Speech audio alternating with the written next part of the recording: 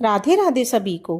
मैं आज आपको हरियाली अमावस्या व्रत की पावन कथा सुनाने जा रही हूँ। इस कथा को सुनने वाले, पढ़ने वाले को सुख समृद्धि की प्राप्ति होती है। तो शुरू करते हैं हम हरियाली अमावस्या की व्रत कथा। एक राजा था, उसके एक बेटा बहू थे।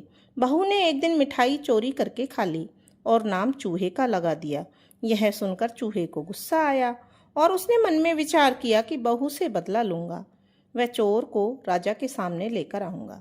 एक दिन राजा के घर में मेहमान आए थे और वह राजा के कमरे में सोए थे। चूहे ने बहू के कपड़े ले जाकर मेहमान के पास रख दिए।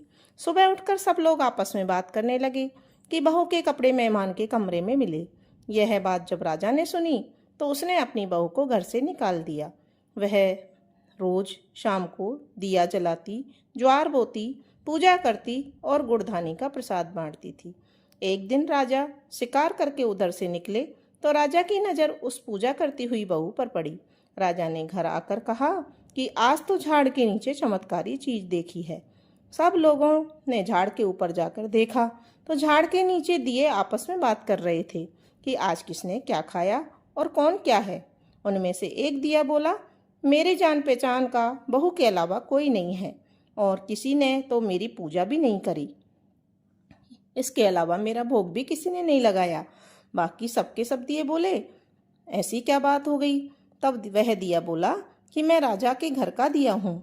उस राजा की बहू थी जिसने एक बार मिठाई चोरी करके खा ली और चूहे का नाम लगा दिया।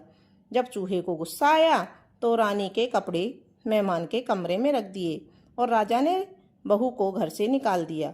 वो रोज मेरी पूजा करती थी और भोग लगाती थी। कहते कहते उसने रानी को आशीर्वाद दिया कि वह हमेशा सुखी रहे।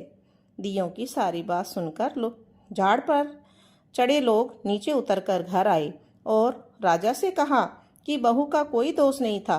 राजा ने सारी बातें सुनकर बहू को घर पर बुलाया और सुख से रहने लगे। तो हे प्रभु, जैसे उस बहू की भूल माफ की वैसे सबकी भूल चूक माफ करना और जो भी इस कहानी को सुने या पढ़े उसको सुखी रखना।